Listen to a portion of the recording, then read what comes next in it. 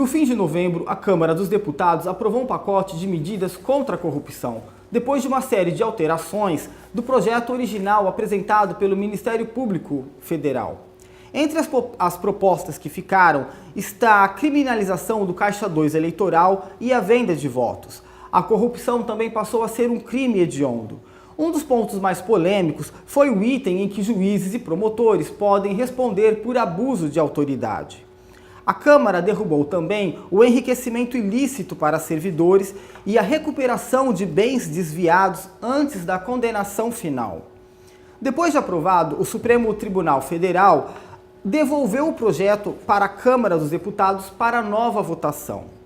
Sobre esse assunto, a gente conversa com a professora Vitória Sullock, que preside a Comissão de Direito Penal do Instituto dos Advogados Brasileiros e elaborou um parecer técnico sobre as 10 medidas do pacote e enviou ao Congresso Nacional.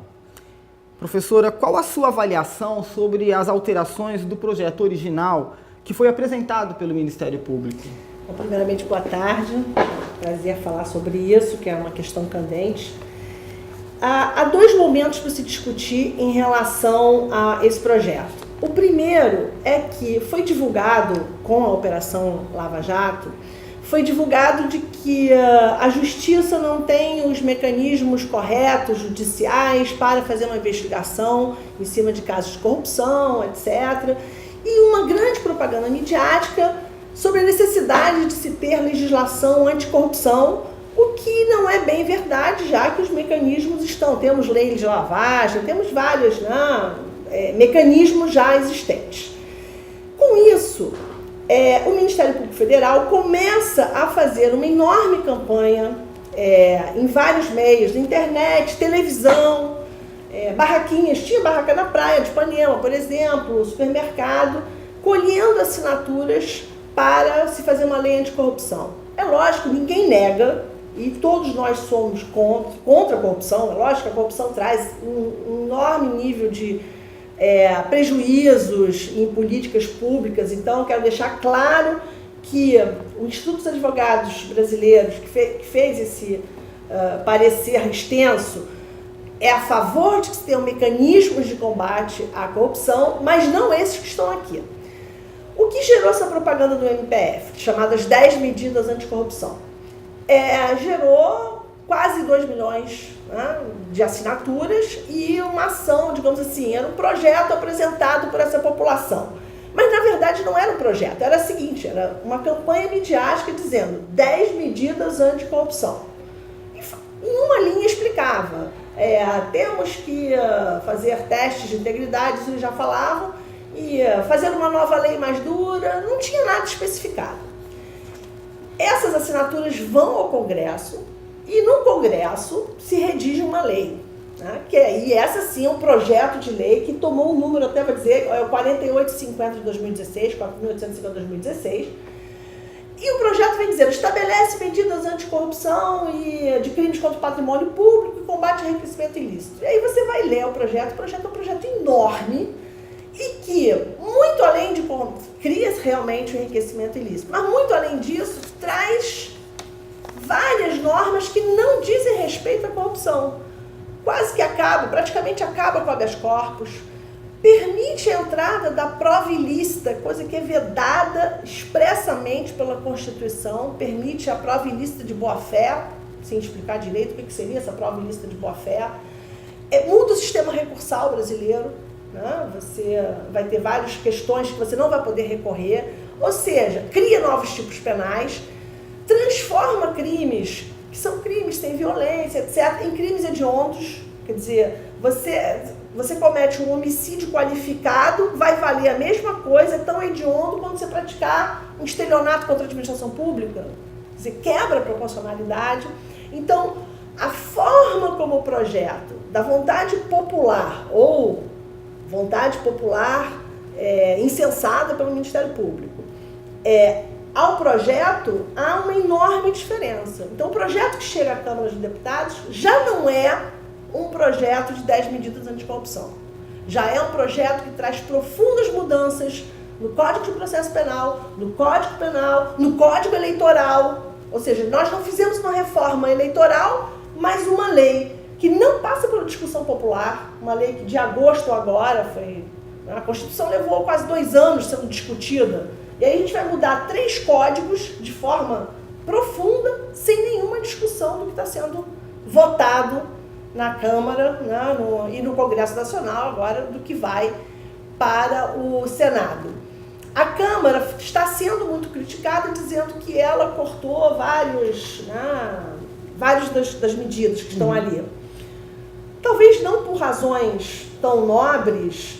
O projeto que sai da Câmara é ruim, não é um bom projeto, é atécnico, vai apresentar problemas de aplicação, mas é um projeto melhor do que chegou à Câmara. Ou seja, a gente não pode dizer que é um projeto excelente que está indo para o Senado, mas que ele é, ou desculpa a expressão, vou falar assim, menos ruim do que aquilo que a Câmara dos Deputados discutiu. Então, a questão de do projeto tramitar em um tempo muito curto também abalou muito a execução desse projeto. Porque o que aconteceu foi o seguinte, as pessoas estão dizendo, mas houve discussão popular porque quase 2 milhões de pessoas assinaram. Sim, quase 2 milhões de pessoas assinaram o quê? Nós queremos um projeto anticorrupção. Até eu assino. O problema é que entre a vontade popular de ter um projeto anticorrupção e o projeto que veio, há inclusive uma inconstitucionalidade de conteúdo. O projeto que veio não diz respeito, a emenda vai dizer o seguinte, projeto de lei tal estabelece medidas contra a corrupção e demais crimes contra o patrimônio público e combate ao enriquecimento ilícito de agentes públicos. Aí você vai ver, habeas corpus, não fala que é para corrupção nem nada, só diz o seguinte, será vedada a concessão de habeas corpus, e aí traz várias séries. Vedar habeas corpus, quando diz será vedado habeas corpus, vai ser vedado para roubo, furto, estelionato, vedado para tudo. Como é que vai ser? AI-5 vedou, olha, veja como é grave. O AI-5, que dia 13 de dezembro, desde que comemoramos os 48 do AI-5, vedava a concessão de habeas corpus, igual esse projeto aqui. Isso foi retirado para o que foi para a Câmara. Lei, prova ilícita de boa-fé. O que a prova ilícita procura combater? Procura combater tortura em delegacia para obter confissão, entrar na casa das pessoas sem mandado, que é o famoso pé na porta. Mas de boa-fé, o que é a boa-fé? Se a prova é ilícita, é ilícita. Ela não pode nunca que uma suposta boa-fé deixe ela viva. É o que está aqui. A prova ilícita de boa-fé pode ser usada contra o réu. Se a Constituição diz que o ônus da prova cabe ao acusador, então essas medidas, como a questão do habeas corpus, essas medidas estão em desacordo com a ideia da presunção da inocência. Então, o fim do habeas corpus sem o trânsito em julgado, ou seja, sem a devida comprovação do ato ilícito em última instância, então uma medida que está contra a prática jurídica de outros países. Ali a gente tem o seguinte, os tratados internacionais, e que o STF fez menção a algumas legislações exteriores de fora, os tratados dizem o seguinte, ninguém pode ser considerado culpado até que legalmente se confirme a sua culpa. Só fala isso. E é por isso que alguns países tranquilamente dizem que a culpa pode estar estabelecida na segunda instância, ou a culpa... Não tem problema. A nossa Constituição vai além dos tratados. A nossa Constituição diz no seu artigo 5º, ninguém poderá ser considerado culpado até o trânsito em julgado, ele traz um requisito objetivo, trânsito em julgado da sentença penal condenatória. Quando a nossa Constituição, que para o Supremo Tribunal Federal vale mais até do que o Pacto São José da Costa Rica, etc., né, é a ordem maior do nosso país, diz que ninguém poderá ser considerado culpado até o trânsito em julgado, esse requisito objetivo, não há interpretação no mundo capaz de tirar o trânsito em julgado, é um requisito objetivo. O que é trânsito em julgado? Até o último recurso possível. Pode ser que um réu não recorra para o STJ, para o STF. Vai lá, tem apelação, ele perde a apelação e ele está condenado. Por alguma razão, ou ele não quer, ou por alguma razão se perde prazo, seja o que for. Digamos que não haja mais nenhum recurso depois da apelação. transita em julgado e aí a pena de condenação tem que ser cumprida. Agora, se esse réu vai para o Superior Tribunal de Justiça num recurso especial, ou se esse réu vai a um recurso extraordinário, digamos que tenha sido considerado uma prova ilícita contra ele, e ele quer que seja retirado do processo a prova ilícita. Ao retirar a prova ilícita, o processo, digamos que não vai ter mais prova contra ele e ele vai ter que ser absolvido. Qual é o sentido dele cumprir a pena já na segunda instância? Quem vai devolver, isso tanto o Celso de Mello quanto o Marco Aurélio Mello do STF falaram, quem vai devolver os anos de vida para aquela pessoa que foi absolvida no STF, mas teve que cumprir pena desde a segunda instância? É o Ministério Público Federal? É o juiz? É o Estado brasileiro, né? Em última análise, que vai ter que... E será que uma indenização, se ele conseguir receber essa indenização, será capaz de devolver esses anos de vida? Vou tomar como exemplo o rapaz preso provisoriamente por suspeita de atentado terrorista, suspeita de querer praticar atentado terrorista, estava preso na prisão de Goiás. Provisória, uma pena prisão preventiva, ele não tinha nem processo contra ele ainda. Morreu enforcado. Mataram ele. Quem devolve isso? Não há dinheiro que pague. Não há dinheiro que pague. E aqui vamos falar também sobre a questão da responsabilização dos partidos políticos e de seus dirigentes, né? Até que ponto essa medida poderia ferir o direito à organização política? Até que ponto a direção partidária pode ser responsabilizada por um ato ilícito de um filiado?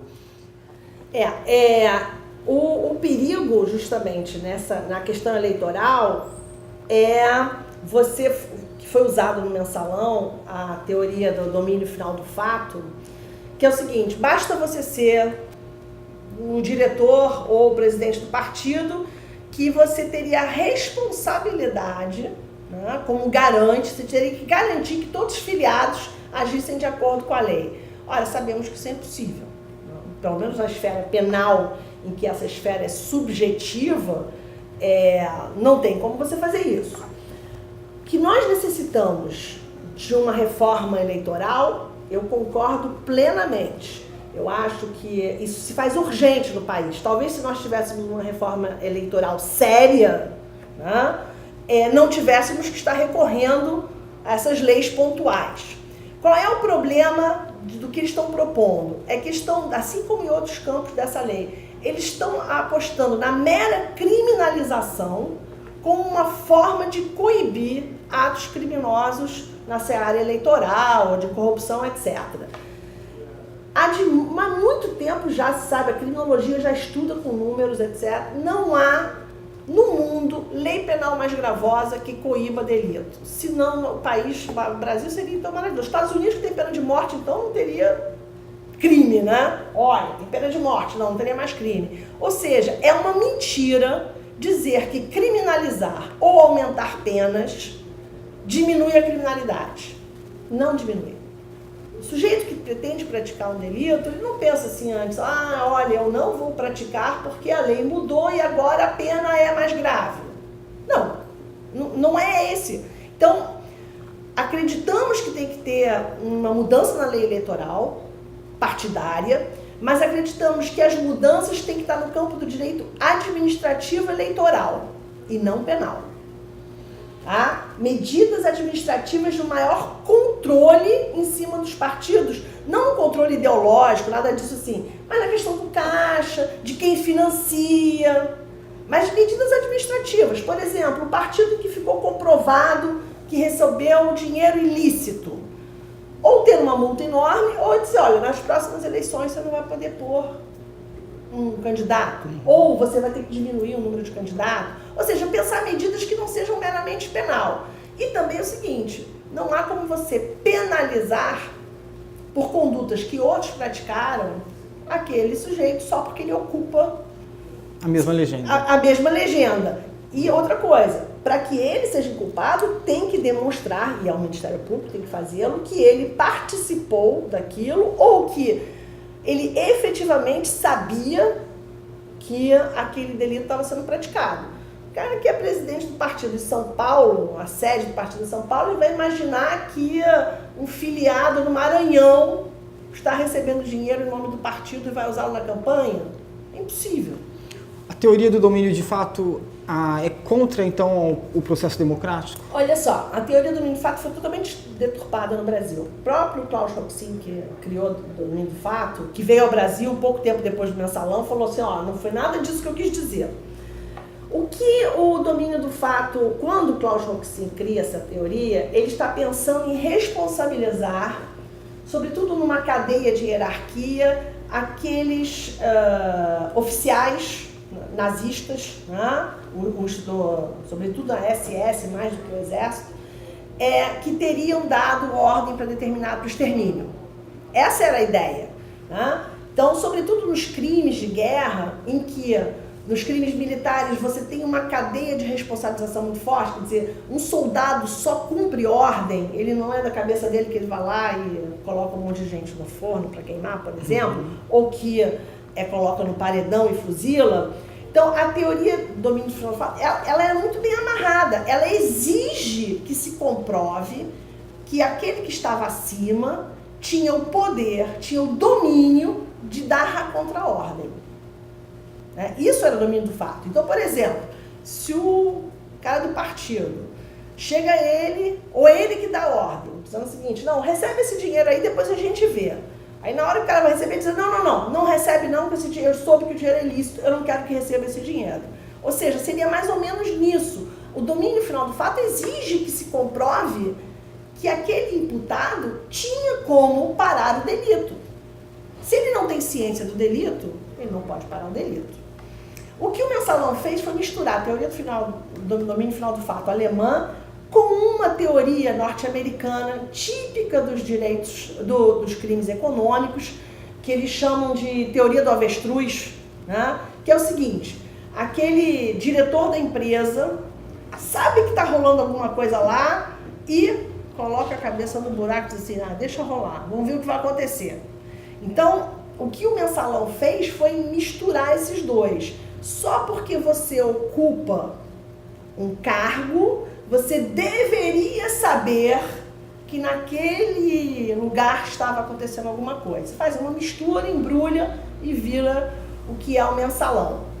Vocês podem ver que nesses casos, mesmo na Alemanha, por exemplo, recentemente teve o caso lá da Volkswagen, né? Que o presidente foi lá, pediu desculpas. Mas lá se comprovou que o presidente tinha ciência, que os laudos feitos, o presidente da Volkswagen na Alemanha tinha ciência que os laudos feitos dos laboratórios da Volkswagen estavam adulterados, para dizer que aquele consumo de diesel não era ruim para o meio ambiente. No processo se comprovou que ele tinha ciência e ele tinha o poder de mandar parar os testes e refazê-los para que viessem de acordo com o resultado. Ele não o fez. Então, ele pode ser inculpado, pode ser ir junto. Agora, se ele não sabia, se ele recebe o laudo e acha que aquele laudo é perfeito, como é que ele vai? Ele não tem como saber. Então, a teoria do domínio do fato foi muito mal aplicada no Brasil. Não era essa a intenção. E ainda falando sobre a vida partidária, criminalizar o Caixa 2 nos parece mais que ideal. No entanto, na democracia norte-americana, é normal o lobby das corporações junto ao Congresso Nacional. Aqui o nosso sistema eleitoral propicia, incentiva o Caixa 2, né? A reforma política não foi feita. Como lidar com essa questão aqui no Brasil? Essa é uma questão bem complicada. Eu acho que essa questão é muito complicada, que se você vai assumir, como os Estados Unidos, que tudo é negociável, os Estados Unidos não é Caixa 2, os Estados Unidos o lobby é reconhecido, né? Você tem um lobista da empresa tal, e se torna crime quando o dinheiro, além daquilo que foi declarado, vem por fora. Aqui, a gente tinha isso até os últimos governos PT, até que a Dilma, foi no governo da Dilma, ela manda um projeto para o Congresso determinando que as campanhas vão ser só financiadas publicamente. Não haveria mais financiamento, mesmo que legal, por parte de empresas privadas. Isso é justamente uma forma digamos assim, trazer uma maior paridade entre os partidos. Mas a criminalização do Caixa 2, ela é uma criminalização que tem, por exemplo, nos Estados Unidos você tem uma criminalização daquilo que não foi declarado. Se entra dinheiro por fora na campanha, também é criminalizado, né? Isso não deixa de ser sonegação fiscal, isso não deixa de ser uma ingerência na questão da campanha política, etc.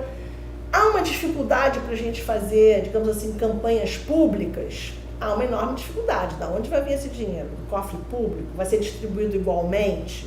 Será que um partido que tem milhares de filiados vai receber menos dinheiro e aquele pequeno recebe mais? Então, volta naquilo que você falou. Há um enorme... Eu acho que esse problema de Caixa 2, financiamento público-privado, só será resolvido na hora que a gente fizer uma reforma eleitoral. Acho que um dos grandes problemas também, que esbarra no outro problema, você tem todo o direito de ter vários partidos e várias filiações, né? Várias correntes, mas talvez o excesso de número de partidos que nós temos no país acabam virando legendas de aluguel. Incentiva ainda mais. Então, mais do que discutir se a gente criminaliza Caixa 2 ou não, que já é criminalizado, a Caixa 2 já é criminalizado, não há necessidade de fazer uma nova lei, nós já temos essa criminalização, talvez a gente tenha um reforço maior ou brigar mais pela reforma urgente. Talvez, eu acho que o bipartidarismo, como a gente tem nos Estados Unidos, também não é a melhor solução, embora a gente esteja quase vendo isso, né? PT, PSDB, mas aí no meio deles, milhares de pequenos partidos que vão surgindo. Então, o bipartidarismo também não me parece uma coisa interessante, porque alguns partidos que possam ganhar, como PSOL, PSB, que são partidos interessantes, são partidos que trazem filiados interessantes e políticos interessantes, estariam fora disso. Então, também acho que a solução não seria um bipartidarismo, mas teria uma forma de coibir, não criminalizar, mas coibir esses partidos laranjas, por assim dizer, os partidos menores. Ok. Os deputados aprovaram uma medida que prevê, e a mais polêmica, né, que procuradores e juízes não podem falar com a imprensa durante a tramitação de um processo, exatamente para evitar a condenação de um acusado, uma condenação midiática prévia, né? É uma boa medida, alguns dizem que parece cercear a liberdade. Ela cerceia a liberdade, o direito de informação, ou é uma boa medida? Esse é um tema extremamente polêmico. Eu, particularmente, essa opinião minha e opinião de grande parte do pessoal que litiga nessa área criminal, primeiro, as investigações, até sob pena de estragar a investigação, elas são, em certo modo, sigilosas, né? É muito estranho que, por exemplo, pela lei de interceptação telefônica, haja uma responsabilização para quem divulgar publicamente aquilo que foi obtido numa interceptação telefônica e você ligar a televisão e ouvir a interceptação telefônica, que ainda em investigação, lá, né? E sem responsabilização de quem eventualmente divulgou aqueles áudios. Eu particularmente acho que, enquanto se está na investigação, você tem um certo, lógico, você pode dizer, fulano foi chamado para depor, mas você não pode gravar a divulgação daquilo que foi falado. Vou dar um exemplo. Na França, por exemplo. Na França, recentemente, o Sarkozy, o ex-presidente, foi chamado a depor na polícia. Os jornalistas tiveram acesso à fotografia, filmaram ele chegando e ele saindo, entrando no carro. E acabou. Nada mais se soube. Agora, quando saiu a primeira decisão, a decisão é pública. Olha, ele vai ser indiciado, ou ele não vai ser indiciado, ou veio a denúncia. A denúncia é pública, a denúncia pode vir. Olha, saiu a denúncia com esses trechos. Aí é outra coisa, porque a denúncia pode ser pública. Então, há esse parâmetro das divulgações. O que acontece com a mídia hoje? São divulgados seletivamente alguns pedaços do inquérito, e isso acaba formando na cabeça da população um determinado preconceito. É quase como se a mídia denunciasse, julgasse, né, e desse lá a sentença. Esse é um problema muito grave em relação ao Judiciário do Brasil. Nenhuma Suprema Corte, em nenhum lugar do mundo é filmada. Só no Brasil. A Suprema Corte americana filma sim, depois que eles chegaram lá dentro, discutiram o assunto, chegaram a uma solução, tiraram uma decisão, aí eles vêm a público e leem a decisão, para jornalistas, etc. Ninguém filma os debates que eles têm. Ninguém filma. Aquilo que se assistiu no mensalão, que a gente assistia pedaços como se fossem novelas, não existe em nenhum lugar do mundo. E mais recentemente a gente viu os juízes se degladiando ali. Ainda por cima, né? Não tem, isso não existe. Isso não existe. Não existe. Isso seria algo assim impensável. Alguns julgamentos dos Estados Unidos são filmados? Sim, alguns são, se o juiz permitir, como foi aquele O.J. Simpson, foi filmado, etc. Mas, na maior parte dos estados, se uma das partes disser não quero que filme, o juiz não tem a permissão de filmar e de permitir que a imprensa esteja presente. Somente se as partes disserem não, para mim não tem problema, pode ser. E punir juízes e procuradores quando houver excessos, abuso de autoridade, ou quando alguma instância judicial disser que aquele processo contra aquele determinado político é improcedente na sua origem. Esse processo, essa punição a juízes, a procuradores, é uma medida necessária? Não, são duas coisas diferentes aí.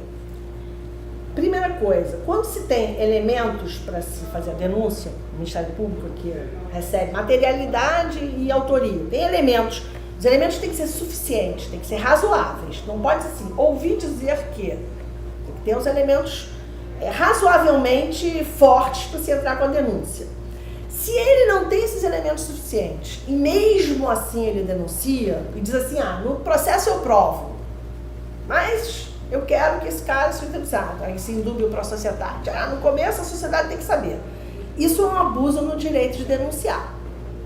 O Ministério Público ele tem que ter a prova da materialidade e os indícios de autoria para ingressar com a denúncia.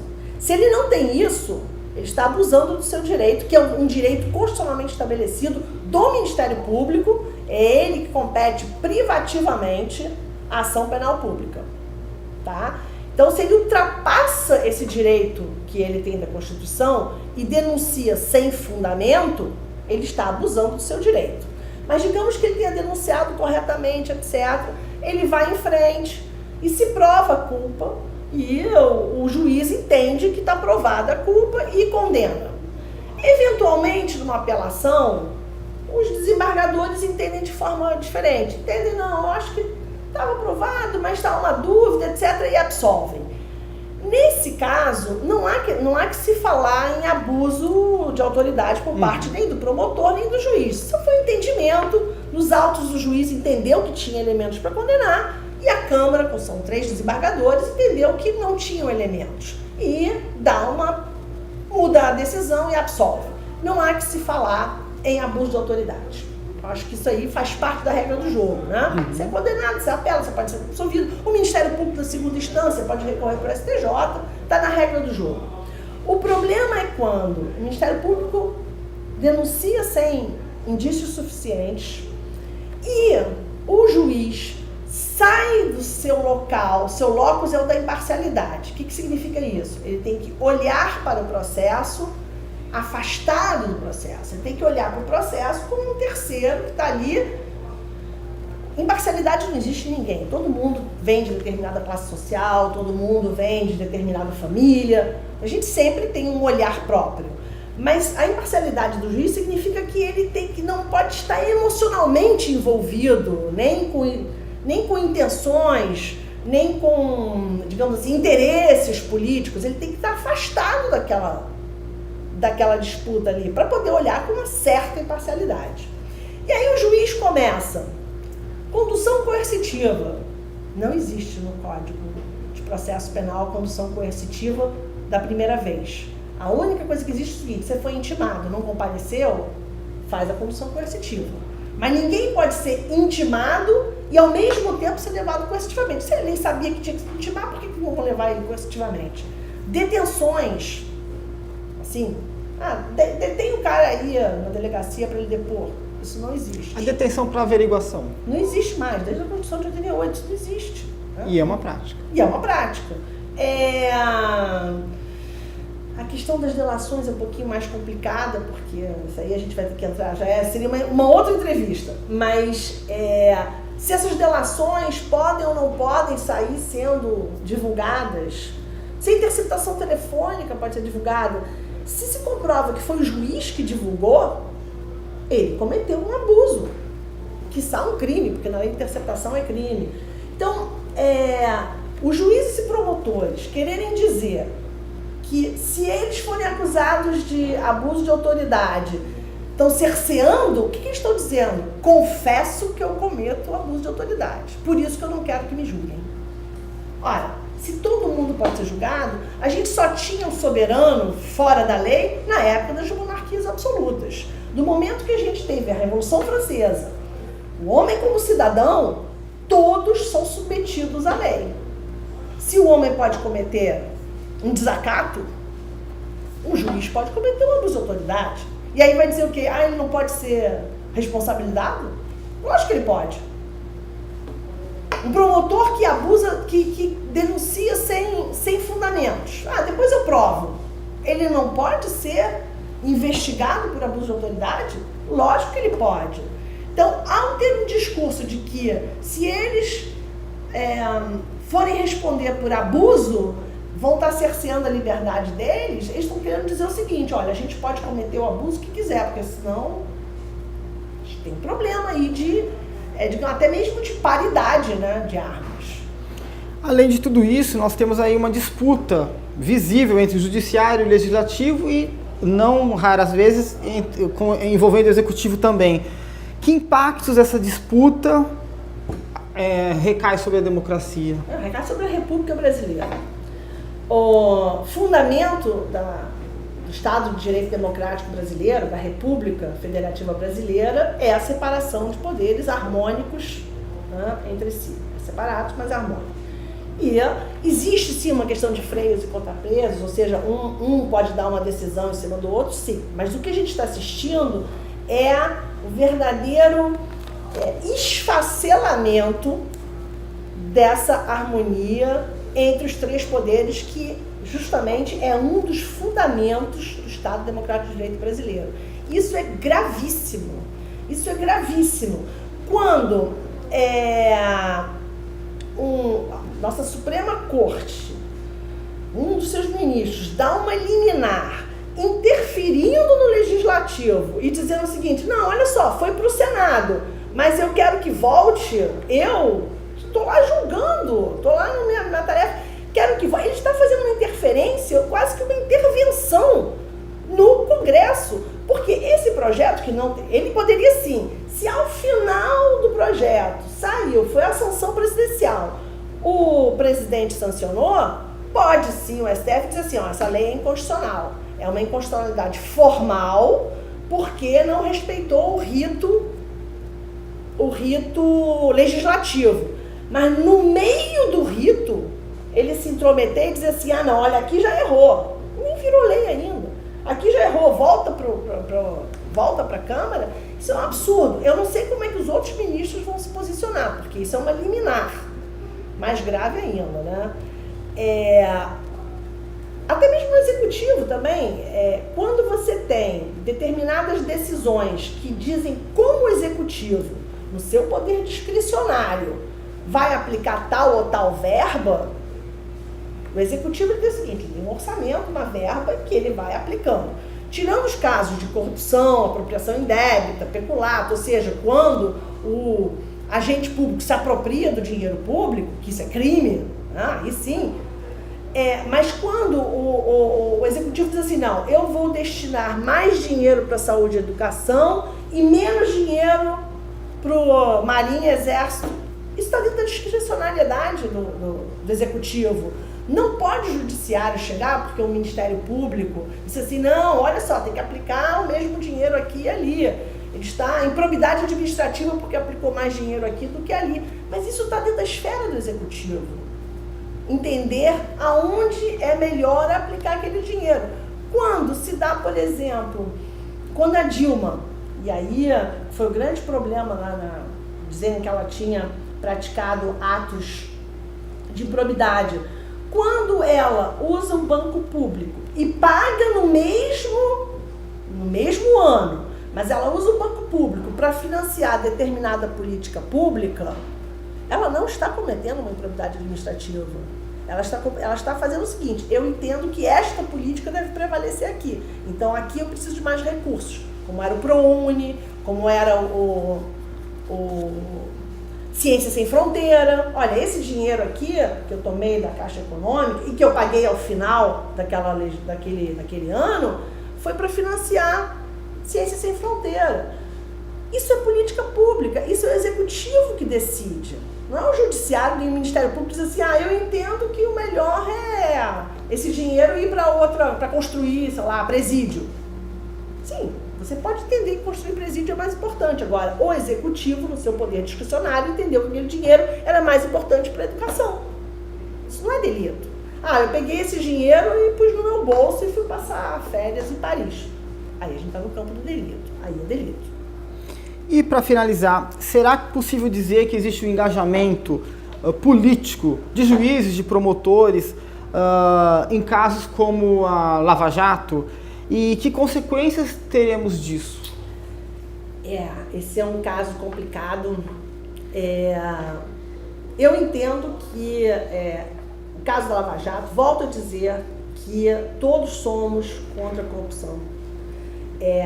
A Lava Jato se inicia de uma forma lá em Curitiba, por conta de uma terceira ou quarta, quinta, sei lá quanto, delação de uma figura chamada Youssef.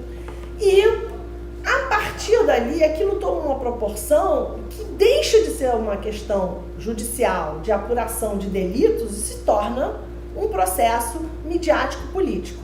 Vou dar alguns exemplos. Vários dos processos Lava Jato que estão correndo em Curitiba sofrem de uma incompetência absoluta. Não poderiam jamais estar correndo na vara do juiz Moro, a não ser que se entenda que a gente está num estado de exceção e que existe um tribunal de exceção chamado Lava Jato, não poderia estar correndo lá.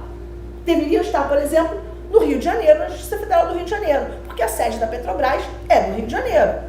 E muitos dos delitos apurados da Lava Jato, ou supostos delitos, foram delitos que ocorreram em reuniões no Rio de Janeiro, que dizem respeito a plataformas no Rio de Janeiro. O próprio delito que estão acusando o Sérgio Cabral em relação ao Lava Jato, do Comperj, aconteceu aonde? Comperj é no Rio de Janeiro, Itaguaí.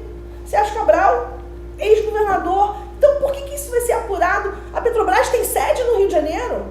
Então, para mim, há uma total incompetência, absoluta incompetência, que, pela Constituição brasileira, gera uma nulidade absoluta do processo correr lá. Assim como esse tem alguns outros.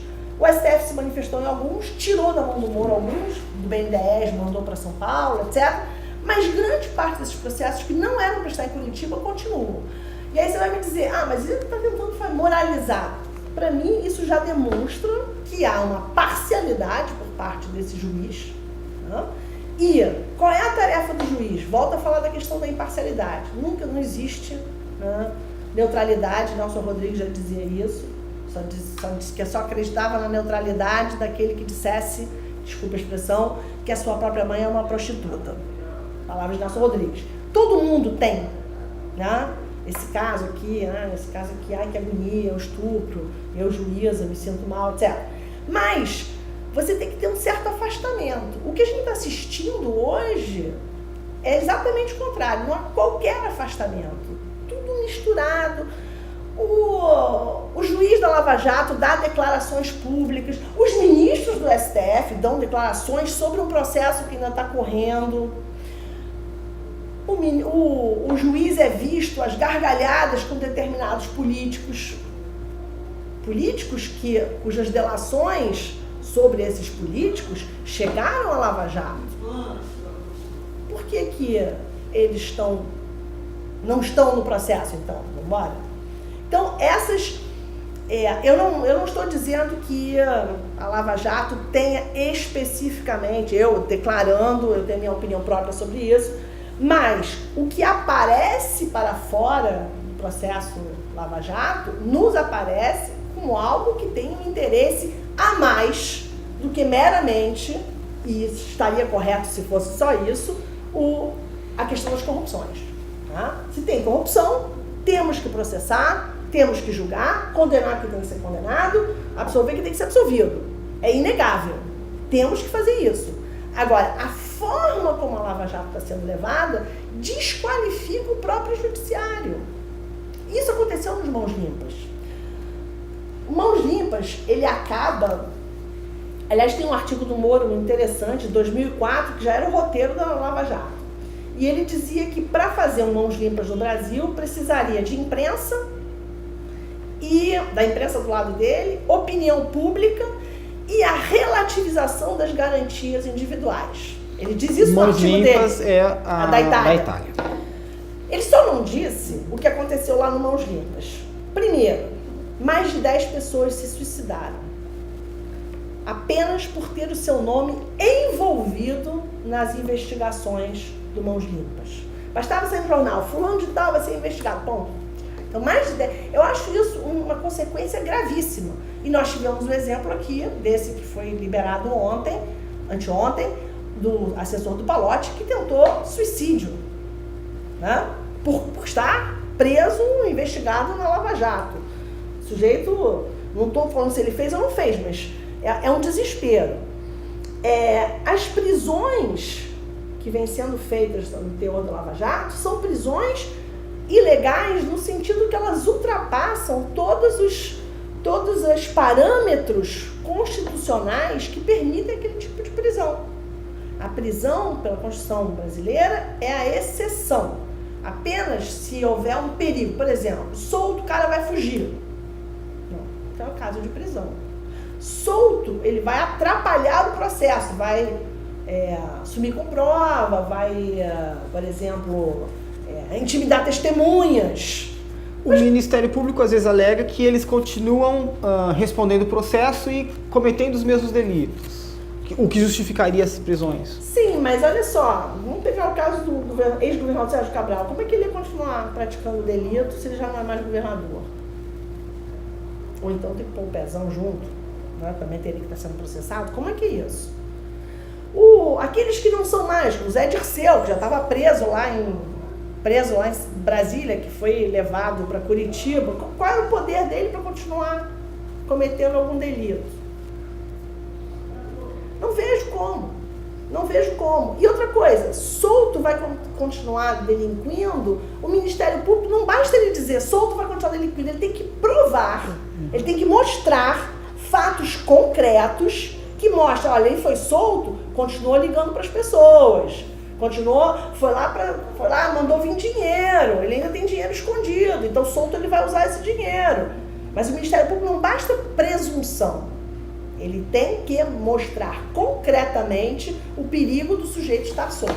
Não basta falar da gravidade do delito ou da possibilidade. Então, nós vivemos um momento muito grave que se assemelha a dois momentos que me trazem muito medo.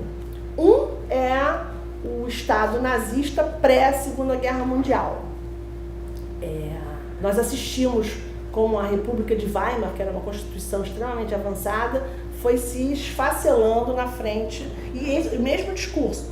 Corrupção, temos que combater a corrupção, o povo alemão não aguenta mais, os estranhos à comunidade, né? Que aí pegava judeu, etc, etc. E deu no que deu, né? Noite dos Cristais, esse embate, né? Então, aí vem desde os meados dos anos 20 até a Segunda Guerra Mundial, nós tivemos, né? Tivemos os campos de concentração depois para eliminar os estranhos à comunidade. Nós temos as prisões, que são prisões bárbaras, né? Dos estranhos à comunidade. De outro lado, a ditadura civil-militar. Muita legislação, muito se tem discutindo aqui, a gente teve no AI1, AI2, AI3, até culminar no AI5 e todas as perseguições políticas que a gente enxergou. Então, são dois momentos da história, um da história mundial e outro da nossa história recente, que trazem muitas semelhanças com o momento atual que a gente vive. O discurso da corrupção, o discurso...